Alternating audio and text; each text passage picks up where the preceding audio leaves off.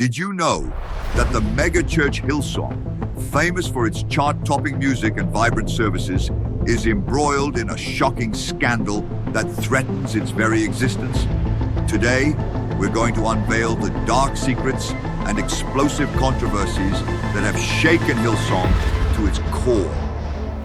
From disturbing allegations to startling cover-ups, find out how one of the largest churches in the world is fighting to survive. Hillsong Church was founded in 1983 by married couple Brian Houston and his wife Bobby in the leafy suburban neighborhood of Balcombe Hills, outside of Sydney, Australia.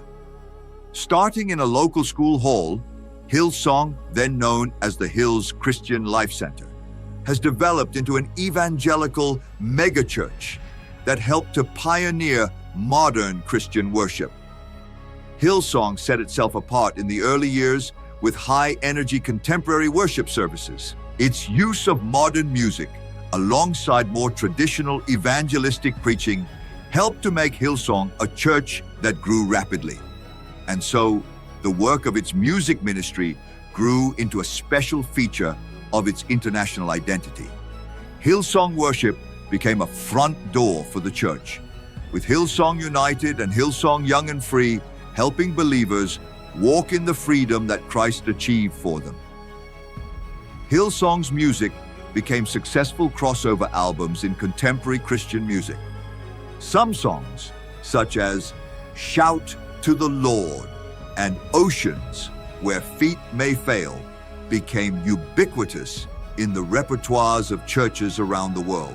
The twice-yearly, week-long annual Hillsong conferences, with more than 30,000 attendees from more than 60 countries at one in the series, who gathered together for late-night worship and sessions from visiting international preachers, became a major drawcard. Hillsong demonstrated an ability to host large-scale religious rallies with a diverse and international cohort. Visionary use of technology. It was one of the first churches in the world to stream services online and have a heavy presence on social media, also meant that Hillsong was able to strengthen existing connections with a younger generation, continuing to attract enormous crowds that received a more intimate and personalized experience through the use of multimedia broadcasting. The key to Hillsong expanding from a church with a small local congregation to a megachurch with a global reach was its early adoption of media, allowing the church to appear on both the immense and highly accessible scale that has been a defining characteristic of the world's major non-denominational Christian congregations. Hillsong has been successful in attracting talent that helps to foster an eccentric atmosphere at the high-profile campuses, particularly in cosmopolitan areas such as London, New York, and Los Angeles, which came online as new sites very early on. Hillsong's strategy addressed this by building on the culture of worship and music through its strong engagement with topical cultural issues and its approach to creating communities and social responsibility through global community service days and supporting various international charity projects. All of this helped them in building their claim to become not just a church or a place of worship, but rather a notable cultural institution for the 21st century. Hillsong's rise to prominence hasn't been without its controversies and dark undertones. The most notorious and widely debated of its controversies concerns the church's charismatic founder, Brian Houston, along with his father, Frank Houston.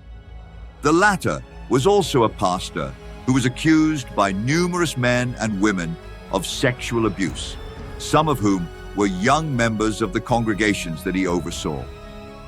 Many of these allegations emerged decades after the alleged abuse took place and left Hillsong's reputation stained. The case was further focused and colored by Brian Houston, his father's successor at the helm of the church, who was criticized not only for his father's actions, but also for allegations that he covered up Frank's crimes by failing to alert proper authorities and instead handing over the problem to an internal church review that became the subject of subsequent intense public and legal investigation. Especially troubling is this aspect of the scandal, as it struck at the very heart of Hillsong's attempt to portray itself as transparent and character-driven. By impugning the leadership's attempts to cover up, critics challenged not just the leadership and community, but more fundamentally, Hillsong's subsequent management of a serious and delicate issue within their own organization. Hillsong's extraordinary expansion and influence did not escape its share of scandals and dark corners. The most contentious and emblematic of the church itself is around its lead pastor, Brian Houston, and his father, Frank Houston, a fellow Pentecostal leader and self-styled evangelist. The latter was accused of multiple accounts of sexual abuse involving young members of the church congregations that he had helped to minister to for decades. In 2015, almost 40 years after the initial case of abuse came to light, Frank was made to confess to a set of abuse cases, which included molesting a young relative of Brian. He died shortly after a secret meeting with church elders that Brian arranged. His son, Brian Houston, another leading figure in the church, faced rebuke for not just his father's actions, but for alleged attempts to cover up Frank's crimes. Forms and testimony were revealed that allege, instead of reporting his father's actions to police, Brian tried to keep the situation in-house. Almost inevitably, he became the subject of public scrutiny and a major legal inquiry. This part of the scandal is one of the aspects that feels most reprehensible, since it ran so contrary to the very self-presentation of Hillsong as a place whose leaders were committed to releasing information in accordance with the highest standards of propriety.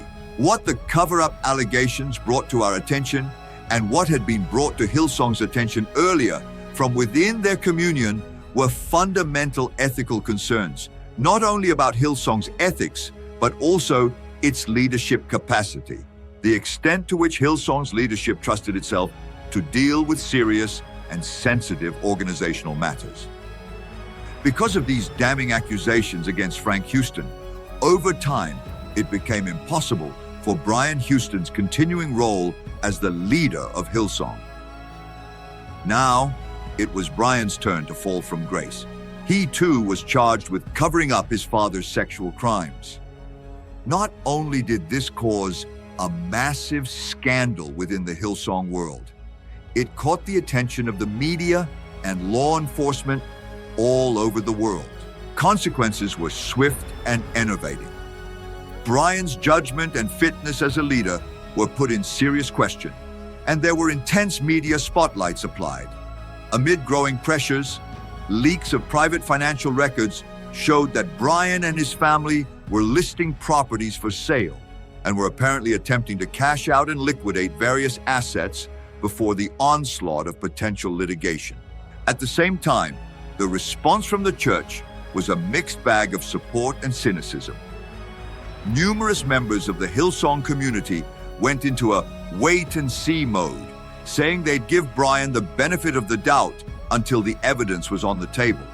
But a large portion of the congregation and the public at large were outraged and disappointed, concerned not only about Brian's alleged behavior, but also the leadership culture of Hillsong, which allegedly it historically covered up. This season of instability exposes a profound breakdown within Hillsong, not only an instance of individual failure, but also a broader systemic one that calls into question the very governance of and ethical accountability to one of the world's largest Christian congregations. The time demanded inward reform and transparency in all administrative and spiritual operations of the church. Yet even as Brian Houston was fighting his own battles with the law and his reputation, a number of internal scandals also came to light, shedding an unflattering light on the darker aspects of Hillsong's unique culture, some unrelated to the Houston clan. Reports of sexual predators, operating unfettered within the church, including clergy, whose alleged victims' cries had long gone unheard, received sudden and sympathetic attention, giving rise to new episodic and sustained controversies over Hillsong's institutional fitness. One of the most horrifying cases involved members of the church's leadership team felicitously abusing their standing with vulnerable young people under their spiritual care. Reports of sexual abuse were further compounded by the discovery that young people had reported to parochial authorities internal investigations and counseling into the abuse, often effectively keeping the abuse and silence in place. At the same time, it was revealed that Hillsong New York's senior pastor, Carl Lentz, had been fired due to ongoing issues of moral failure. He was accused of both an affair and of sexually grooming young women following him on social media, part of an allure of a celebrity church.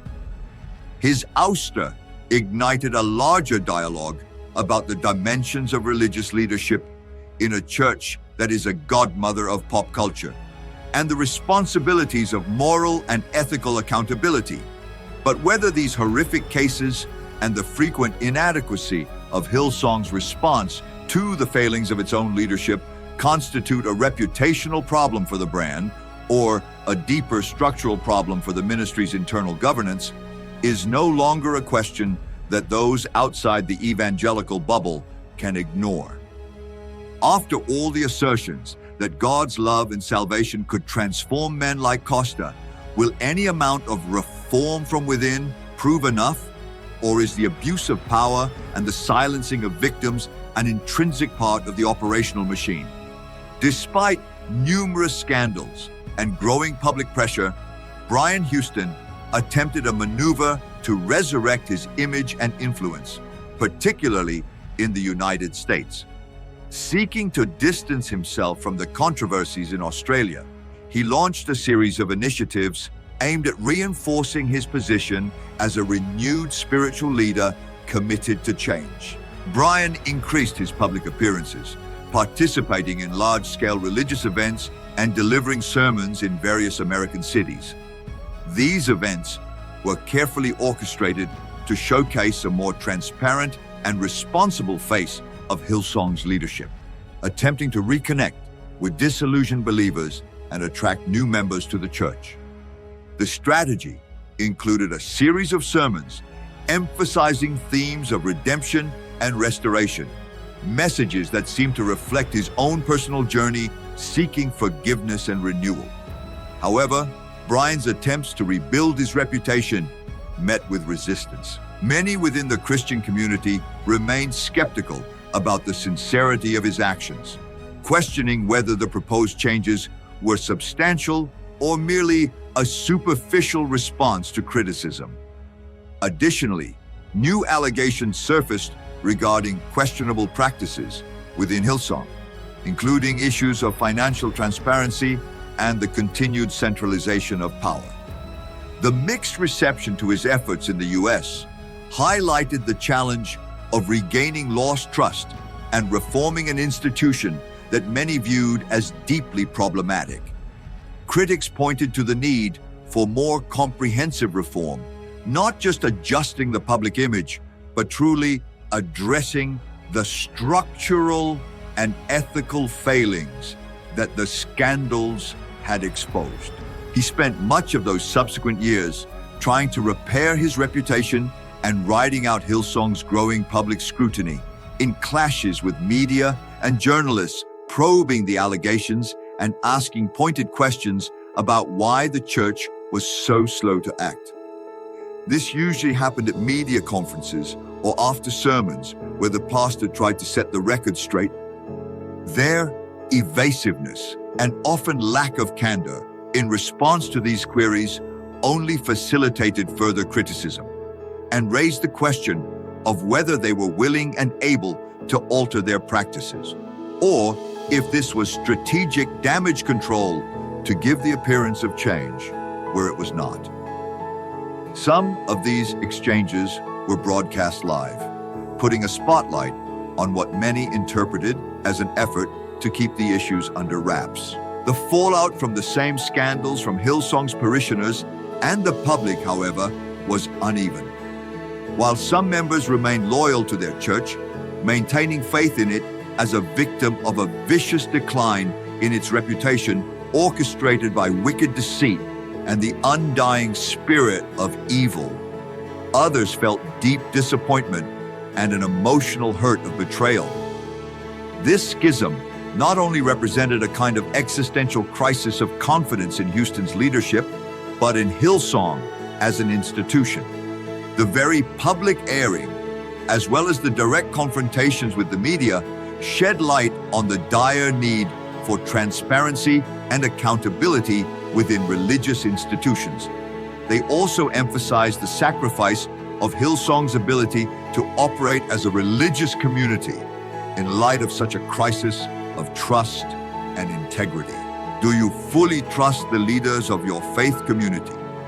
Share your thoughts with us in the comments below. What changes do you think are essential to ensure transparency and accountability in our churches? Share your reflections in the comments and help foster this vital discussion. Your participation can make a difference. Subscribe to the channel for more in-depth analyses and share this video with friends and family to raise awareness. Thank you for watching and see you next time.